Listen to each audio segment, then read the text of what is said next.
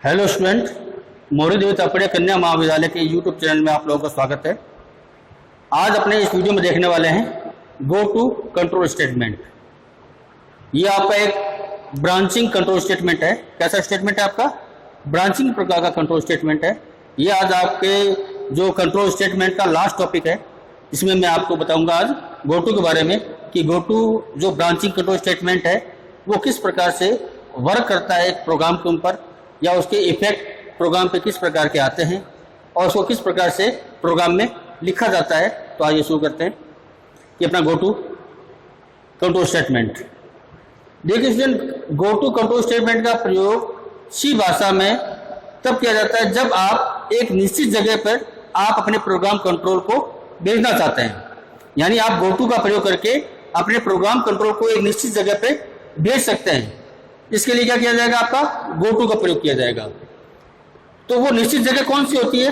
उस निश्चित जगह को बताने के लिए क्या किया जाता है कि लेबल का प्रयोग किया जाता है। किसका प्रयोग करते हैं? लेबल का प्रयोग करते हैं। और उसके आगे सेमी कोलन, ये कोलन का निशान लगा के आप इसको इस प्रकार से लिखते हैं। तो जो लेबल में आपने जो जगह बताई है, जो एक पर्टिकुलर जगह बताई कि जहां पे आपका प्रोग्राम कंट्रोल जाना चाहिए, वो जगह आपका कौन निश्चित करेगा? आपका ये लेबल निश्चित करेगा कि यहाँ पे आपका प्रोग्राम कंट्रोल आना चाहिए। जो साधारणतः क्या होता है कि जो सी लैंग्वेज जो है वो टॉप टू डाउन काम करती है। कैसे काम करती है? टॉप से डाउन की तरफ। यानी जो सी का जो प्रोसीजर होता है वो किसा होता है? टॉप से डाउन की तरफ होता है। तो आप इस गो टू कंट्रोल स्टेटमेंट का प्रयोग करते हुए आप अपने प्रोग्राम को या प्रोग्राम कंट्रोल को फॉरवर्ड और बैकवर्ड दोनों तरह से आप इसको काम में ले सकते हैं। यानी आप उसको फॉरवर्ड रूप में से काम ले सकते हैं और बैकवर्ड रूप से भी इसको काम में ले सकते हैं। यानी आप प्रोग्राम कंट्रोल को फॉरवर्ड कर सकते हैं आगे और दोबारा बैकवर्ड भी कर सकते हैं। ये सारा काम आप गो टू स्टेटमेंट के द्वारा करेंगे। अब फॉरवर्ड किस प्रकार से होता है और बैकवर्ड किस प्रकार से होता है वो देखते हैं अपने।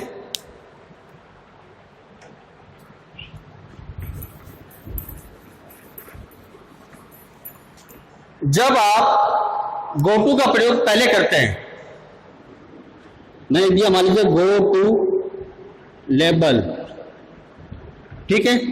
अब मैंने यहां लिख दिया स्टेटमेंट,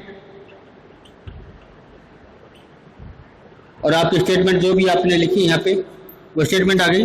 फिर यहां लिख दिया आपने लेबल, ठीक है। और फिर आपकी दोबारा स्टेटमेंट आपकी यहां पे लिखी गई है। तो ये क्या हो रहा है? जैसे ही आपका प्रोग्राम कंट्रोल कहां पे आएगा? गो टू पे आएगा। आगे और भी प्रोग्राम लिखे हुए आपका की ऊपर आपके क्या है और ये प्रोग्राम हो सकते हैं। जैसे ही प्रोग्राम कंट्रोल क्या आएगा? गो टू पे आएगा। क्योंकि मैंने बताया था आपका जो सी है वो क्या है? टॉप से डाउन की तरफ चलता है, यानी वो ऊपर से पढ़ता हुआ आएगा। और जैसे ही प्रोग्राम कंट्रोल कहां आएगा? आपका गो टू पे आएगा। तो गो टू क्या करेगा कि आपके प्रोग्राम कंट्रोल को कहां भेज देगा? इस लेवल पे भेज देगा। कहां भेज देगा? इस लेवल पे भेज देगा। यानी जो बीच में जो ये स्टेटमेंट लिखा हुआ है ये क्या हो जाएगा आपका? ये आपके स्किप हो जाएंगे, यानी इनको नहीं पड़ेगा। वो सीधे कहां भेजेगा? कंट्रोल को इस लेवल के पास भेज देगा। और उसके बाद में जो स्टेटमेंट है वो आपके एग्जीक्यूट होते रहेंगे। तो ये करता है, इसको बोला जाता है फॉरवर्ड, यानी गो टू का फॉरवर्ड प्रयोग। यानी इसने आगे की तरफ इसने आपने क्या किया कि आपने प्रोग्राम कंट्रोल को आगे भेज दिया। एक तरीका होता है जिसमें आप प्रोग्राम कंट्रोल को पीछे की तरफ भी भेज सकते हैं। क्या कर सकते हैं? पीछे की तरफ भेजते हैं। वो कैसे करेंगे अपने? मैं यहां कर देता हूं। जैसे जब आप लेबल का प्रयोग पहले करते हैं, आपने कहा लेबल पहले कर दिया आपने, फिर आपने लिख दिया स्टेटमेंट, आपने स्टेटमेंट लिख दी यहां पे, फिर आपने लिखा गो टू लेबल। अब क्या होगा?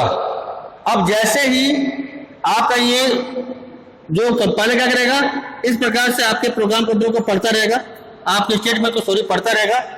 और पढ़ते हुए जैसे ही क्या आएगा? ये यहाँ पे आएगा। कहां पे आएगा? इस गो टू पे आएगा। तो गो टू क्या करेगा?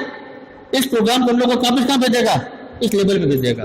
क्योंकि लेबल प्रोग्राम की वह पर्टिकुलर जगह होती है जहां पर गो टू जो आपका कंट्रोल स्टेटमेंट है वो प्रोग्राम कंट्रोल को भेज देता है। यानी लेबल पे ही क्या करेगा? वो आपका प्रोग्राम कंट्रोल को भेजेगा। कौन? Go to. तो जैसे ही प्रोग्राम कंट्रोल कहां आएगा? आगे गो टू पे आएगा, तो गोटू क्या करेगा, उसको दोबारा कहाँ भेजेगा, लेबल की तरफ भेजेगा, यानी वापस पीछे की तरफ उसको भेजेगा, और फिर पढ़ाएगा आगे, कंपाइल करेगा, और फिर दोबारा आएगा तो फिर क्या हो जाएगा, फिर दोबारा भेजेगा। यानी ये आपका एक लूप की तरह काम करेगा।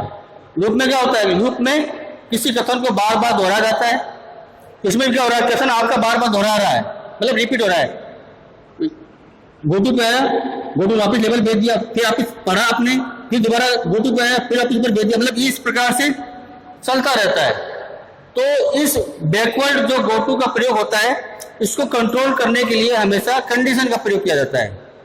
अगर आप कंडीशन का प्रयोग नहीं करेंगे तो क्या होगा, ये लूप आपका लगातार अनंत काल तक इंफिनिटी रूप से आपका क्या होगा, चलता रहेगा, क्योंकि इसको कंट्रोल नहीं होगा। कंट्रोल कैसे नहीं होगा, पढ़ेगा, यहाँ आएगा, वापस ऊपर भेजेगा, पढ़ेगा वापस, मतलब एक काम को बार बार रिपीट करता रहेगा कभी। तो इसको कंट्रोल करने के लिए क्या होगा, आपको कंडीशन का प्रयोग आपको करना पड़ेगा। कंडीशन का प्रयोग करके आप उसको कंट्रोल में कर सकते हैं, किसको, बैकवर्ड गोटू को। जबकि फॉरवर्ड गोटू में ऐसा नहीं है, इसमें कंडीशन का प्रयोग नहीं है। क्यों, कंट्रोल आपने सीधे क्या भेजा, यहाँ भेज दिया, यहाँ से आपका कंट्रोल पढ़ता रहेगा, लास्ट में प्रोग्राम आपका क्या हो जाएगा, खत्म हो जाएगा। लेकिन इसमें नहीं, इसमें क्या कर रहा है कि वापस कंट्रोल को पीछे भेजा जा रहा है, और वापस आपकी वो क्या होती है, रिपीटेशन बार बार हो रही है। तो ये होता है आपका गो टू स्टेटमेंट, इसके द्वारा बैकवर्ड और फॉरवर्ड ग्रुप में। अब अपने क्या करते हैं कि छोटा सा एक एग्जाम्पल प्रोग्राम बनाते हैं। क्या बनाते हैं, छोटा सा एग्जाम्पल प्रोग्राम बना के देखते हैं कि इस प्रोग्राम पे इस गो टू का क्या इफेक्ट आता है और इसके आंसर में क्या फर्क आपको पड़ता है, वो देखते हैं।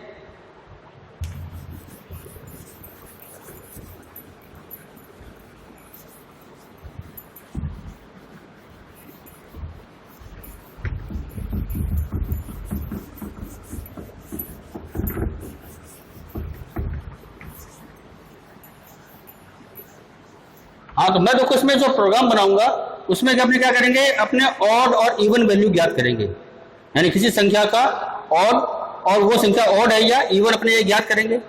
और ज्ञात करने के बाद में यूजर को क्या देंगे, एक मैसेज और देंगे। क्या देंगे, मैसेज कि क्या आप इस प्रोग्राम से बाहर निकलना चाहते हो। अगर यूजर यस देगा तो क्या हो जाएगा, प्रोग्राम कंट्रोल प्रोग्राम से बाहर निकाल देगा। अगर वो नो कहेगा तो आपका क्या हो जाएगा, प्रोग्राम दोबारा शुरू हो जाएगा। यानी दोबारा आपसे क्या करेगा, वैल्यू मांगेगा और फिर दोबारा आपको चेक करके बताएगा कि वो वैल्यू आपकी ऑड है कि इवन है। ये क्रिया तब तक चलेगी जब तक यूजर आपका वो यस टाइप नहीं करता। यस की यानी यस की जगह पे क्या करेंगे, वाई का प्रयोग करेंगे। अगर वो यस कर देगा तो क्या हो जाएगा, प्रोग्राम क्या हो जाएगा, आपका जो प्रोग्राम कंट्रोल आपके प्रोग्राम से बाहर आपको निकाल देगा, आपका आउटपुट आपको दिखा देगा। तो शुरू करते हैं। सबसे पहले आपकी header file has include stdio.h has include conio.h। ये आपकी क्या होगी, दो हेडर फाइल होगी। अब इस हेडर फाइल के बाद अपने क्या लिखते हैं, अब अपने लिखते हैं मेन फंक्शन। तो मैंने लिखा मेन, ये मेन फंक्शन आपका शुरू हो गया। अब मैं क्या कर रहा हूं कि मुझे इसमें दो वेरिएबल की आवश्यकता होगी। दो वेरिएबल कौन से होंगे, एक होगा आपका इंटीजर प्रकार का और दूसरा होगा आपका कैरेक्टर प्रकार का।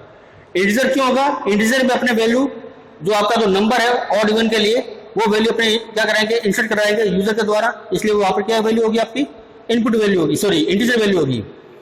और जब दूसरा जब प्रोग्राम आपका खत्म हो जाएगा उस समय जब यूजर को उससे दोबारा अपने मान लेंगे यस और नो के लिए, प्रोग्राम में आप रहना चाहते हो या नहीं इसके लिए, तो वो मान जो यूजर देगा वो यस और नो में देगा।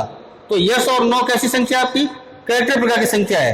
तो उस प्रकार की वैल्यू को लेने के लिए, इनपुट लेने के लिए आपको कैरेक्टर प्रकार के वेरिएबल की आवश्यकता पड़ेगी। इसलिए मुझे क्या है, मुझे दो वेरिएबल चाहिए, एक इंटीजर और एक कैरेक्टर। तो मैं लेता हूं यहां पर, मैंने लिखा इंट एनो, एनो नाम का मैंने क्या बना दिया, एक वेरिएबल बना दिया जो किस प्रकार का, आपका इंटीजर प्रकार का है। और मैंने कैरेक्टर प्रकार का वेरिएबल है जिसका नाम क्या मैंने कर दिया ANS, यानी आंसर। ठीक है, ये मैंने निकाल नाम ले लिया। अब मैं क्या कर रहा हूं कि मैं यूजर के द्वारा वैल्यू इनपुट करवा रहा हूं यूजर से। मैं यूजर को क्या दूंगा, एक मैसेज दूंगा कि आप क्या कीजिए, वैल्यू इनपुट कीजिए। तो यूजर क्या करेगा, वैल्यू इनपुट करेगा, उस वैल्यू पे अपने क्या करेंगे, कैलकुलेशन करेंगे और ज्ञात करेंगे कि वो वैल्यू आपकी और थी या इवन था, यानी सम थी या विषम संख्या थी। तो अपने क्या करते हैं, सबसे पहले यूजर को मैसेज देते हैं। तो मैसेज देने के लिए मैंने बताया था आपको, मैसेज देने के लिए या फिर किसी वेरिएबल के मान को देखने के लिए किसका प्रयोग किया जाता है, प्रिंटफ फंक्शन का प्रयोग किया जाता है। वो आपका एक क्या है, आउटपुट फंक्शन है। तो लिखेंगे अपने प्रिंटफ, तो मैंने लिखा प्रिंटफ, मैंने मैसेज दिया एंटर ए नंबर। ये क्या हो गया, ये मैसेज गया, यूजर के पास में मैसेज आएगा एंटर ए नंबर। आप एक आप एक नंबर एंटर कीजिए। अब वो जो यूजर नंबर एंटर करेगा उस नंबर की वैल्यू को अपने कहाँ स्टोर कराएंगे, इस एनो नाम के वेरिएबल में स्टोर कराएंगे। और वो स्टोर कौन करेगा, आपका इनपुट फंक्शन स्टोर करेगा। और वो फंक्शन कौन सा है आपका, स्कैनफ। तो अपने क्या करते हैं, स्कैनफ का प्रयोग करते हैं।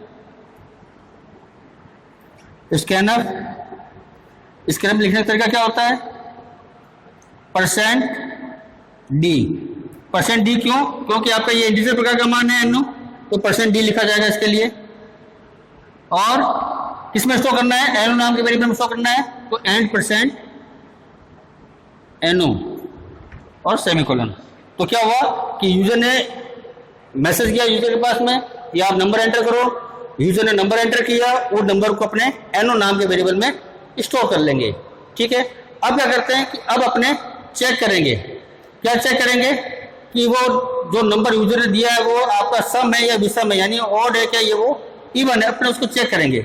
कैसे चेक करेंगे, चेक करने के लिए अपन लगाएंगे कंडीशन। मैं बताया था आपको कि इफ कंडीशन का प्रयोग तब करते हैं जब आपके पास में उत्तर आपको यस और नो में लेना हो कि वो है या नहीं है। तो आप क्या करेंगे, आप लगाएंगे इफ।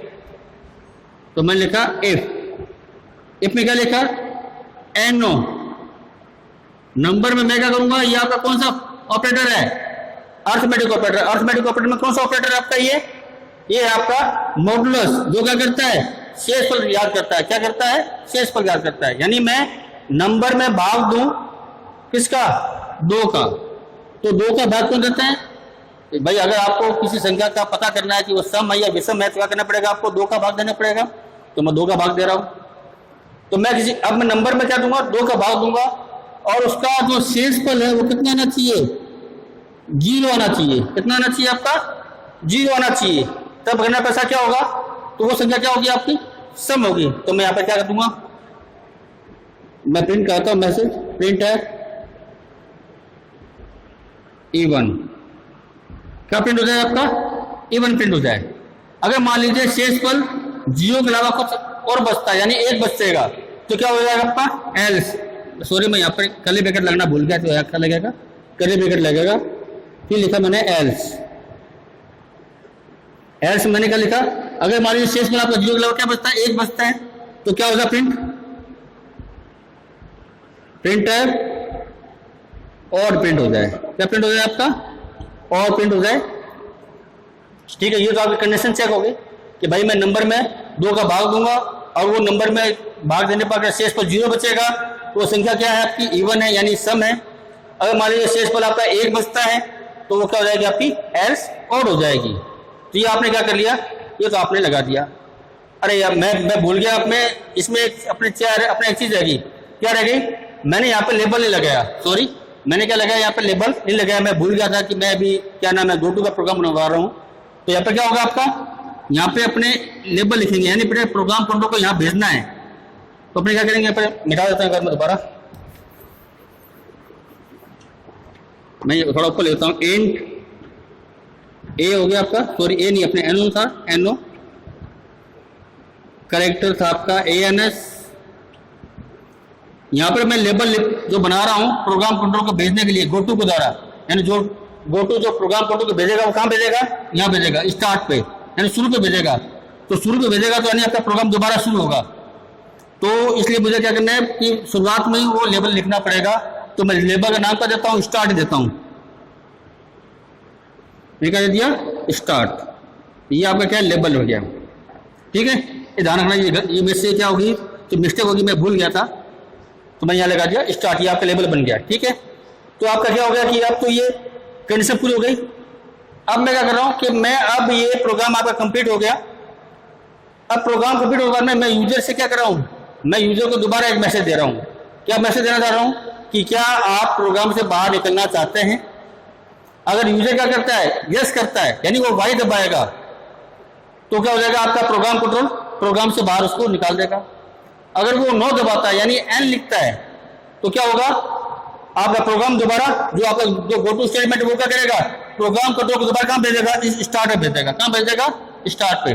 और स्टार्ट भेजेगा तो आपका प्रोग्राम दोबारा यहाँ से शुरू होगा। यानी वो फिर आपसे दोबारा नंबर मांगेगा, आप दोबारा नंबर एंटर करोगे, फिर वो चेक करेगा कि संख्या सम है या विषम है। तो अब मैं क्या कर रहा हूँ, मैं अब आपको एक सामने मैं कंडीशन और लिख रहा हूँ। मैं लिखा हूँ यहाँ पे इफ, मैंने क्या लिखा, इफ में क्या दे रहा हूँ मैं, एक message, sorry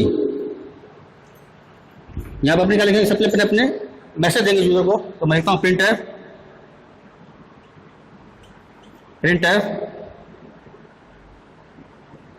do you want exit, क्या आप बाहर निकलना चाहते हैं। ये मैसेज यूजर को सामने गया।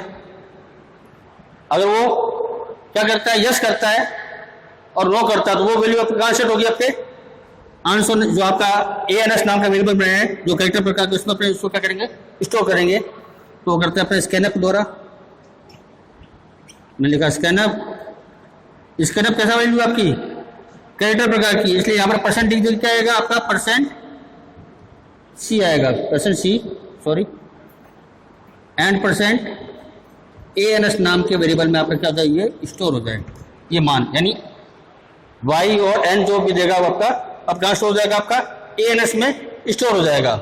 अब इसके बाद क्या करेंगे, इसके बाद अपने लगाते हैं कंडीशन। मैं यहाँ लिख रहा हूं, मैं तो यहाँ पे इफ